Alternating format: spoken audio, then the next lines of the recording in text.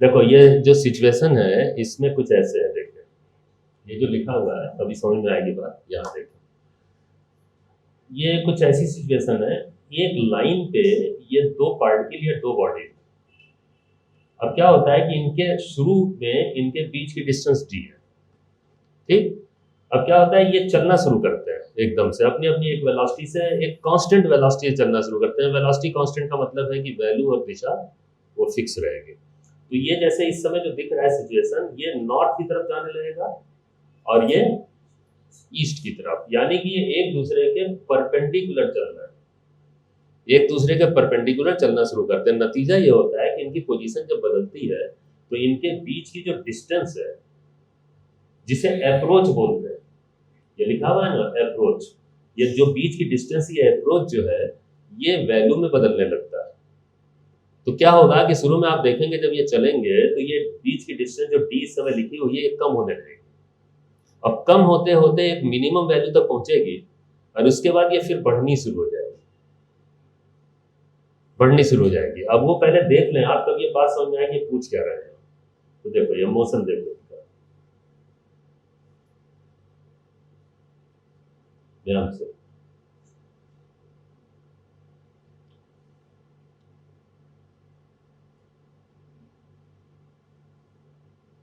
आप देख रहे हो कि शुरू में ज्यादा डिस्टेंस, ये देखो डिस्टेंस घटने लगी, लाइन से बनाया जा रहा है जो अप्रोच है ना, ये वैल्यू घटनी शुरू हो जाएगी। ये देखो पहले ये घट रही है और घटने के बाद एक मिनिमम वैल्यू पहुंच के फिर बढ़नी शुरू होगी, स्ट्रेच होने लगी, है ना, पहले कांटेक्ट हो रही और बीच में एक मिनिमम डिस्टेंस पहुंची।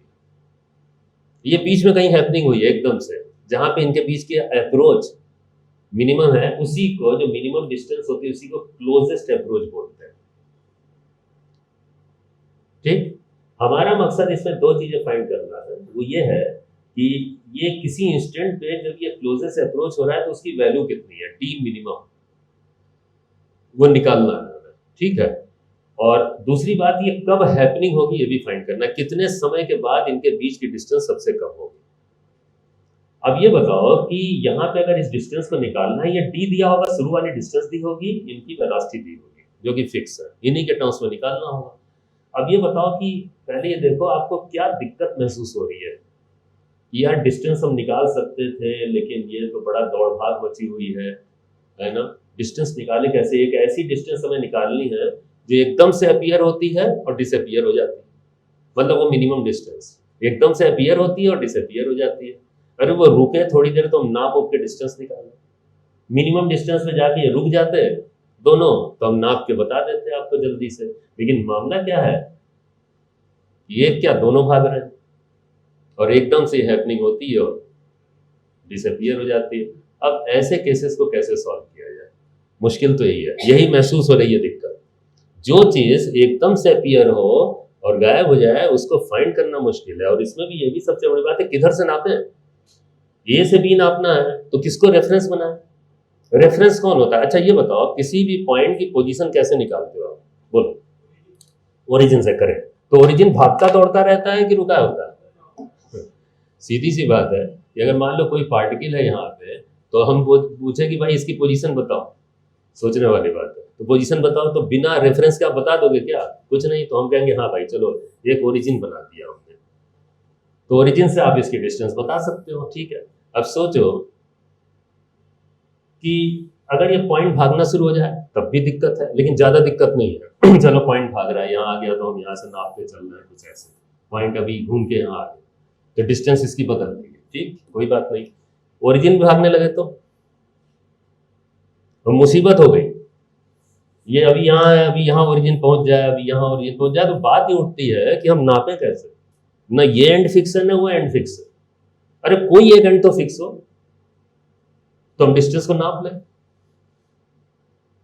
ये परेशानी आपको महसूस होनी चाहिए, पता तो चले कि क्यों ये क्वेश्चन टफ हो गया थोड़ा सा, ये महसूस तो हो, ये फील हो।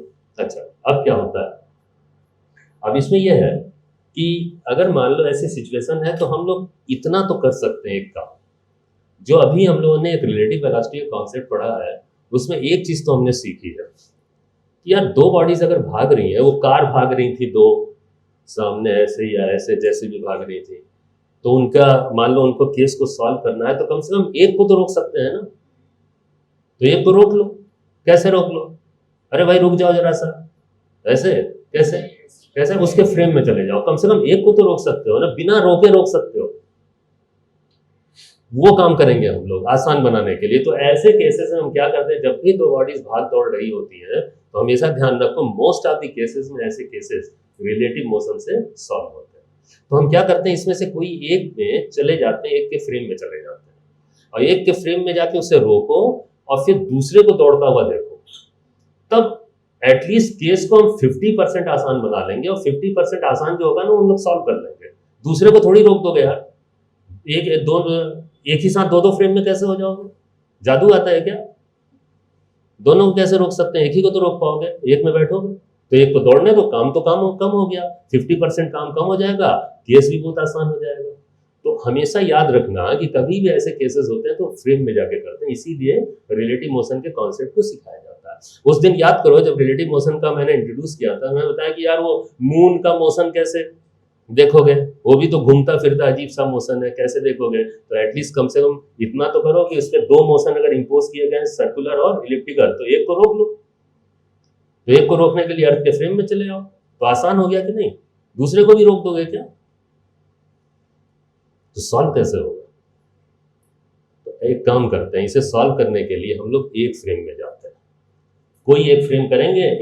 ए वाला फ्रेम जरा आसान होगा तो उसे चूज करते हैं, नहीं तो बी वाले से भी किया जा सकता है। तो दिखेगा क्या देखो, और कैसे आसान बना लेंगे। चलो ऐसे देखो, आप ऐसे भी महसूस करो कि जैसे ये दो बॉडी चल रही है, दो एक कार इधर जा रही है, एक उधर जा रही है ऐसे। अब एकदम से क्या हुआ कि हम इस कार में बैठ गए, तो इस कार की वेलोसिटी उसे ट्रांसफर होगी, तो जब उसे वेलोसिटी रिवर्स होकर ट्रांसफर होगी तो ये एक्चुअल वेलोसिटी तो दिखेगी नहीं, कुछ और दिखेगी। लेकिन एक फायदा होगा कि वही वाली कार चलती दिखेगी। अब मान लो जैसे वो कार जो है उधर से चलती हुई आ रही है, दिख रही है मुझे इस कार में बैठ के, इसे रोक लिया हमने, तो क्या होगा कि आपको एक काम करना है, वो कार जो है जैसे उधर से आपके सामने से ऐसे निकल गई, ऐसे निकल गई। अब आप सोचो कि जब वो वहां थी तो डिस्टेंस ज्यादा था, अब जैसे जैसे हमारे पास आ रही है डिस्टेंस कम होती जा रही है ना। अब यहां से ऐसे निकल गई, तो आप ये बताओ मिनिमम डिस्टेंस निकालने के लिए क्या करोगे? हम एक काम करेंगे, उसके पाथ को ट्रेस कर लेंगे। अगर हम उसके पाथ को ट्रेस कर लिए तो हमें एक काम करना है, भैया यहां से ये ओरिजिन हो गया, जिस फ्रेम में हम जाते हैं ना वो ओरिजिन बन जाता है।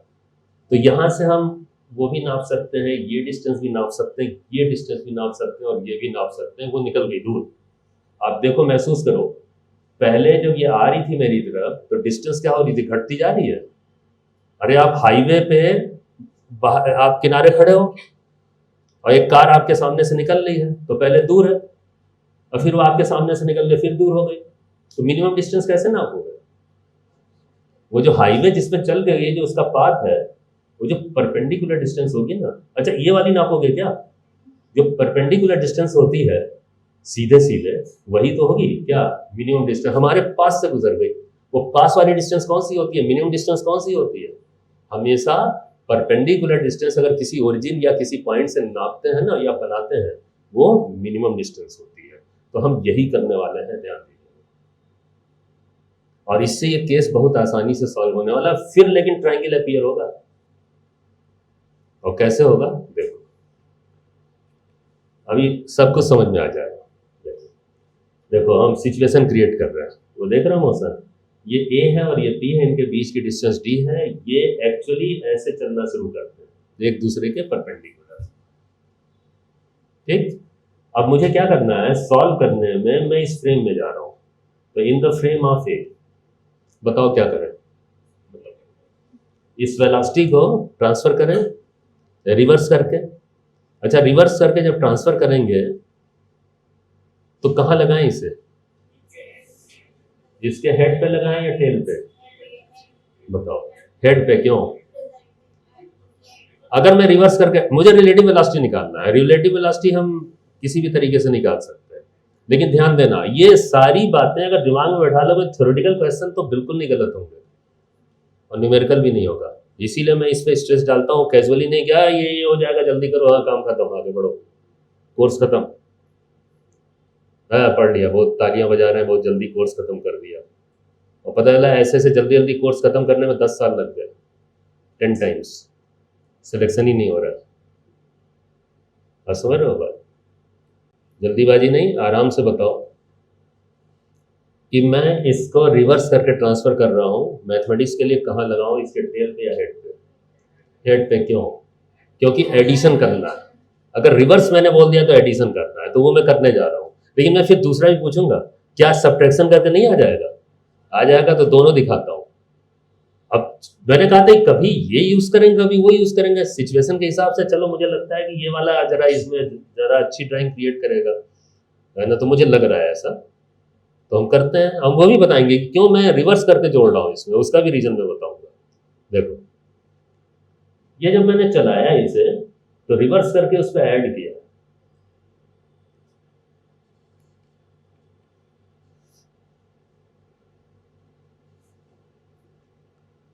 माइनस नहीं लिख रहा हूं क्योंकि मुझे वैल्यू से मतलब है, वैल्यू लिख रहा हूं। ये वेक्टर लिखता तो माइनस कर देता।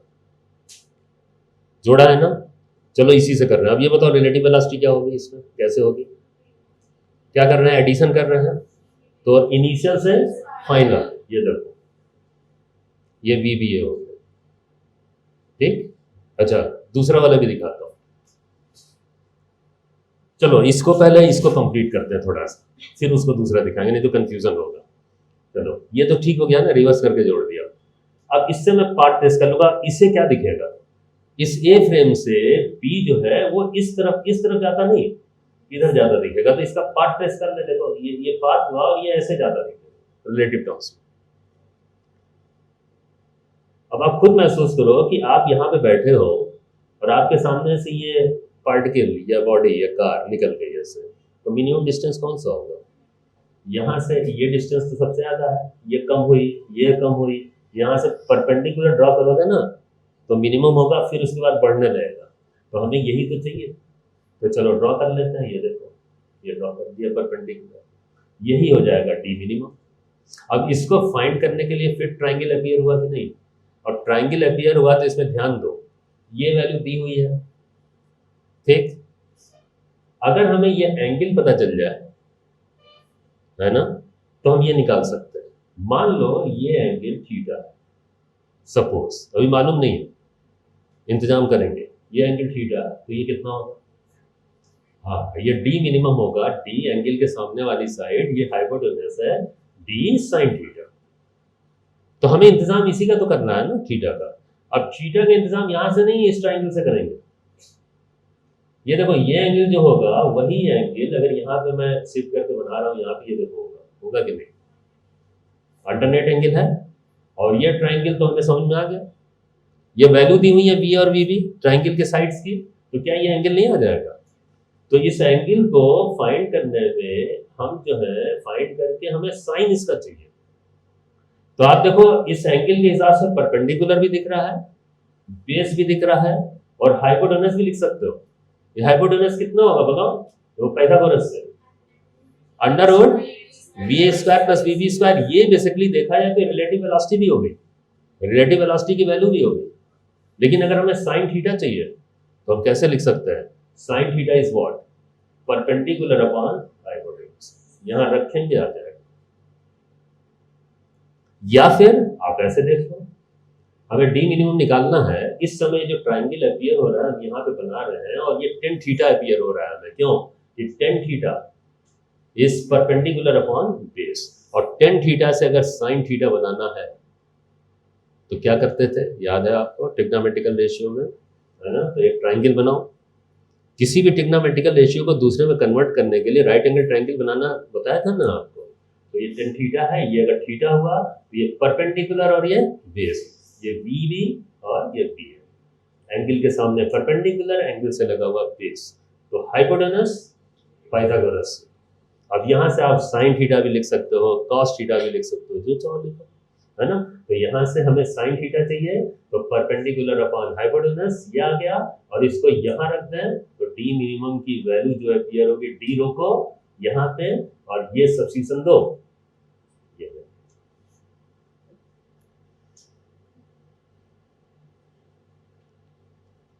ये डी मिनिमम की वैल्यू आ गई। अगर मान ले जैसे ऑब्जेक्टिव क्वेश्चन कोई आता है तो आप इस फॉर्मूले को याद भी कर सकते हो फॉर्मूले के तौर पर। इन फॉर्मूले के तौर पे याद करने में ध्यान रखना कि ए कौन सा है और बी कौन सा है। अदला बदली मत कर देना, गलत हो जाएगा। देखो ऊपर सिर्फ बी भी है, नीचे तो दोनों है, चलो यहाँ दिक्कत नहीं आएगी, यहाँ गड़बड़ हो जाएगा। तो फॉर्मूले के तौर पे भी इसे याद कर सकते हो, लेकिन अप्रोच ये है। अच्छा, मैं जो बता रहा था वो आपको दूसरा, कि अगर मान लें आप ऐसे करते हैं, देखो तो दिक्कत आती कि नहीं आती देखते हैं। ये हमने इस वेलोसिटी को उठाया, रिवर्स करके यहाँ लगाया, ठीक, यही तो किया। अच्छा आप ये बताओ, अगर रिवर्स ना करते तो क्या करते? दोनों एक्चुअल वेलोसिटी का डिफरेंस करते, एक्चुअल वेलोसिटी का, रिवर्स नहीं करना, एक्चुअल वेलोसिटी का। तो चलो यहाँ से उठा के लगाता हूँ मैं ऐसे, ये इसको ऐसे कहाँ लगाए बताओ, डिफरेंस करना है टेल पे। तो देखो यहाँ बना रहे हैं, देखो ये देखो, ये देखो, ये बनाया हमने बी ए, इसको लगा दिया। और अब रिलेटिव वेलोसिटी, रिलेटिव वेलोसिटी यहाँ हेड टू हेड चलते हैं तो ऐसे बनाते, ये देखो, ये देखो, ये देखो, तो ये वी बी ए हो जाता कि नहीं? आ गया कि नहीं वो वेक्टर? ये बात तो ठीक है, चलो आ गया। लेकिन प्रॉब्लम क्या हुई, जब आप पाथ इसका ट्रेस करते हैं तो ये शिफ्टेड हो जाता, उसी में बनाते हैं ना, ये शिफ्टेड होता तो ये डिस्टेंस फिर आपको निकालने में कंफ्यूजन हो सकता था। ये इतना पड़ गया। पाथ तो आपको यहीं से बनाना था ना, बेसिकली बॉडी यहां से चलेगा ना। तो हमने क्या किया, इस वेलोसिटी को इसी से पाथ, ये वाली जो वेलोसिटी आ रही है ना, सीधे पाथ पे एग्जिस्ट कर रही है, लेकिन यहां से निकालने पे यहां पे शिफ्ट हुआ, तो इसे बनाने में आपको दिक्कत यही आती है कि ये डिस्टेंस अपीयर करने में एरर हो सकती थी, ये एक्स्ट्रा पड़ जाता है। इसीलिए हमने ये वाला अप्रोच लिया, कौन सा, जो एक्चुअल है। फैक्ट तो यही है, रिवर्स करके जोड़ना, सत्यता यही है। वो अलग बात है कि जो हम लोग वो कॉन्सेप्ट ले रहे थे वो एक शॉर्टकट तरीका था, लेकिन शॉर्टकट तरीका आप जानते हो ना कहीं धोखा दे जाता है, लेकिन हमेशा नहीं। लेकिन उस पर ध्यान रखो तो नहीं धोखा देगा भाई, धोखा नहीं देता वो। आपको इस बात की जानकारी हर जगह माइन्यूटली या फाइनली होनी चाहिए कि कभी भी किसी शॉर्टकट को यूज कर रहे हैं तो उसकी एबिलिटी कितनी है। शॉर्टकट की एबिलिटी लिमिटेड होती है, उसकी सीमाएं आप जरूर जानना, तो आप गलत नहीं करोगे। इसीलिए मैंने इस केस में रिवर्स करके जोड़ा कि वो पाथ पे ही रिलेटिव वेलोसिटी रहती है।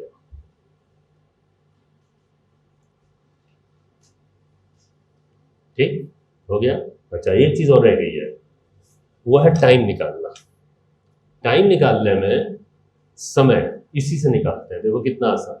देखो जब ये बॉडी यहां से यहां पहुंचती है, ऐसे दिखाते हैं टाइम निकालना। ये देखो जब ये बॉडी यहां से यहां पहुंचती है तो वो पोजीशन कौन सी हो जाती है, मिनिमम डिस्टेंस वाली या क्लोजेस्ट अप्रोच। तो इस पाथ को ट्रेवल करते हुए जो समय लगेगा वही तो समय होगा इस क्लोजेस्ट अप्रोच तक पहुंचने का। तो ये वाला टाइम निकाल लेते हैं। तो याद करो, अगर टाइम निकालना है तो जो डिस्टेंस आप ले रहे हो उसी डायरेक्शन के वेलोसिटी से डिवाइड करना। तो ये बताओ डिस्टेंस आप बता दोगे ये कितना दिख रहा है, ये दिख रहा है देखो टी कॉस थीटा, और वेलोसिटी कौन सी दिख रही है इसको ट्रेवल करने वाली, वी बी है। और वी बी है निकाल चुके हैं हम लोग, वो पाइथागोरस से, है ना, यहाँ पे निकाल चुके हैं ये वाला। तो आ गया, ये देखो डी कॉस थीटा को, इस डिस्टेंस को वी बी ए से डिवाइड करो। वी बी ए हम लोग इस ट्राइंगल से निकाल चुके हैं, यही वी बी है ना, इससे डिवाइड कर देंगे। देखो ये क्या रखा है, कॉस थीटा। सुनो, कॉस थीटा भी तो रखना है ना, तो कॉस थीटा इस ट्राइंगल से क्या होगा, बेस अपॉन हाइपोटेनस, ये रखा बेस अपॉन हाइपोटेनस। और ये क्या रखना है, वी बी है, ये नीचे आएगा, अंडरवुड खत्म होगा, रिलेशन ये बन जाएगा। था ना एडवांस लेवल पे, सीख चाहो तो याद कर लेना फॉर्मूला। ठीक, चलिए साहब, ये कंप्लीट हो गया रिलेटिव मोशन से संबंधित बात का पूरा डिस्कशन।